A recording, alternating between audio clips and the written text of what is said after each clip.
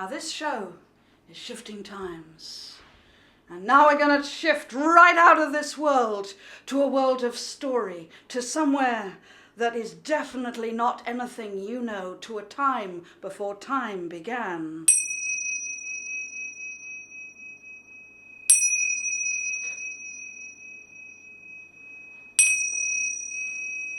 In the great city, high up in the penthouse flat of a huge apartment block, there lived the Golden Woman. All anybody knew about her, she was called Amateratsu. Sometimes they saw her leaning over the balcony, and it always seemed as if the light was behind her.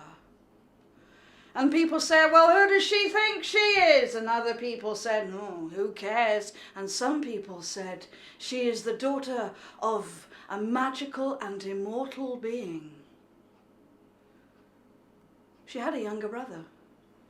And as most of you will know, there's a lot of sisters and younger brothers who don't get on. The younger brother was Susanoo Mikoto, and he was thin and he was wasted and he was spiky haired, and he was allegedly the god of oceans and storms. And he did everything he could to wind up his older sister. And when he was in one of his rages and he smashed up everything, not just instruments, and he hung out with a bad lot. And he got into everything, drugs didn't touch him, he even got into snuff movies, and he still survived. And when he was in one of his rages, the winds and the rain would lash the land, and huge green seas would come foaming and hurling themselves at villages along the shoreline. But there came a time when Susanoo Mikoto remembered he needed to behave correctly, like a young god should. He made such an effort. His older sister was so pleased with him. She took the risk and invited him to dine in her palatial apartment. He arrived on time. He was wearing traditional robes of sea blues and greens and greys. And they sat down in a little chamber, and Susanoo Mikoto ate and drank moderately. He ate with his mouth closed, and there was no bad language. But of course, Amateratsu, the sun goddess, she ended the evening early. She said, my brother, it has been a pleasure to welcome you tonight. But as you know, I have an early start in the morning, so I must leave you now. Please stay and finish your drink. And she got up and swept out in all her glory, which left Susanoo Mikoto sitting there, totally pissed off. Who was she just to leave him like he was some nobody? And his rage began to build inside him. He finished that drink, and he sent the servants to bring more. Sake, wine, rice wine as strong as whiskey. And he knocked that back, and he had more. And he sank several bottles of sake wine until he was up on his feet and staggering through the corridors. And there was Amateratsu's little pet pony. Oh yes, the Japanese love everything miniature, and this thing was a very small Shetland. So sweet, so pretty, a little piebald creature with tufts of sparkly mane and tail, and great big soft brown eyes with long lashes, and tiny pattering little golden hooves. And most of the time the pony followed Amateratsu around the apartment. But that night it followed Susanoo Mikoto. That night it followed Susanoo Mikoto to the entrance hall. And just as the god of oceans and storms was gathering himself, reeling on the spot, the pony nudged him with its little velvety nose, wanting a treat. And that was the wrong man and the wrong moment to nudge for a treat. He rounded on it, and he grabbed it, and he held it up and shook it till its little hooves rattled. And then rage gave him all the strength to rip its head off, and blood fountained everywhere.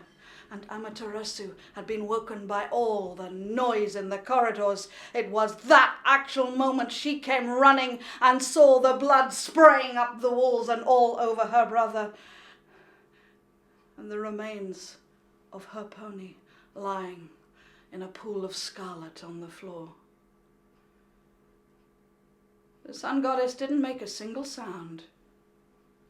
She just rose up, dropping the mortal world off her like a coat. And she flew out across the city and out across the fields and mountains of Japan. She fled with her light streaming behind her, flew until she came to the top of Fuji-san, respected Mount Fuji, and there was a dark opening to a cave. The sun goddess hurled herself inside, and with her magical power she lifted a huge boulder and dropped it over the cave mouth, sealing herself in. And darkness and silence and cold fell across the entire world. All the rest of Japan's 790-odd gods and goddesses and lesser deities and crowds of humans, they came to the mountaintop and they banged on the boulder and they begged their sun goddess to come back out, because everything that grew and everything that breathed was freezing and dying. The ice sheets were spreading out across the world. All they got was Amateratsu's voice. "No, I'm never coming back out ever again.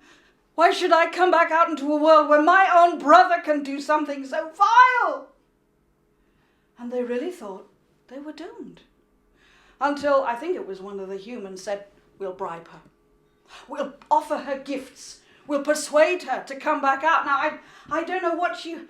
Ladies, what does it take? I mean, I know you're never in a bad mood, but what does it take to cheer you up if you're miserable? What do you like? What sort of presents? Chocolates. She said, it doesn't suit me. It doesn't agree with me. I'm not interested in chocolate. I'm a sun goddess. Why would I need chocolate? Sir, you look as if you cheered up a few ladies in your time. What does it take? What would you offer? Checkbook. I've got all the wealth I could ever need. I am the sun goddess. I create the energy that turns the world. Why would I need money? And they offered her dresses and they offered her handbags and they offered her shoes. And she didn't need any of that. And they really thought this was it, until another little goddess turned up. And this is the little goddess we forget when everything is going wrong. Her name was Uzume, and Uzume is the goddess of mirth. A little scruffy, tubby, sweaty little goddess. I think she might have been getting over her own hangover. She came puffing and panting up to the mountaintop, bit like me coming up Castle Street, and she said, "What is going on? It is freezing out there. What have you done?" So they explained. And Uzume said, "You numpties, you made a right mess of this, haven't you? I can see I'm going to have to sort this out myself. Right, you lot, naff off down the mountain and I'll deal with it." So the 790-odd gods and goddesses and lesser deities and all the humans naffed off down the mountain and left Uzume to get to work.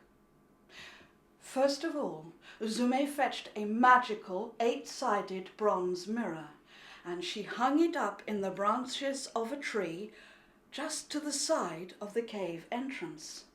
And then Uzume put on her glad rags, put on her makeup, spiked up her hair, and she took another huge drum and went down to where all the people were waiting. She put that big drum on the ground, and little tubby thing she was, she jumped on the drum and she danced and she swiveled and she spun, and all of us swiveled and spun with her, and there was a lot of her to swivel and spin and bounce, and bits of it bounced frankly right out.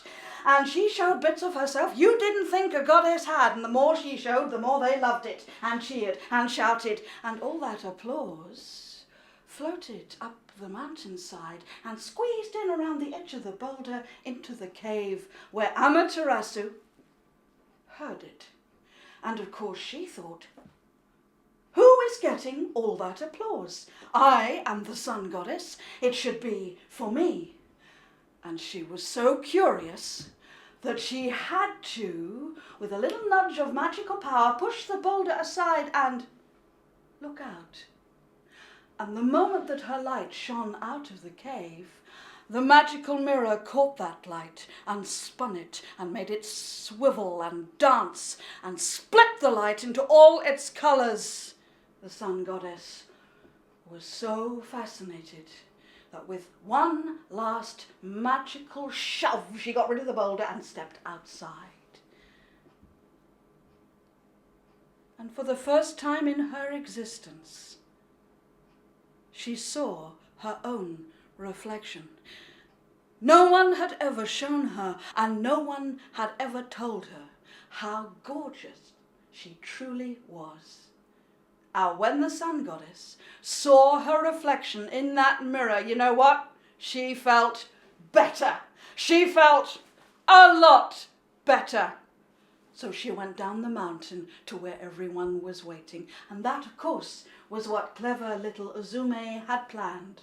Uzume stepped aside, Amateratsu stepped into that place and was welcomed back by everyone to her proper place in the world. Susanoo Mikoto was banished, some say to the cold, dark depths of the ocean. Some say he was sent to play folk music. But you all know he still hates us. You know he hates Japan. He sends the storms, the winds and the rain and the great tsunami crashing onto the shore. But the humans also learned from this. They learned that when everything is dark and cold and hopeless, you do not stand alone. You gather your friends around you and you have yourselves a bloody good time. And one final note. Even when it came to punk, you never saw Susanoo Mikoto advertising butter on the telly. Thank you very much. Thank you.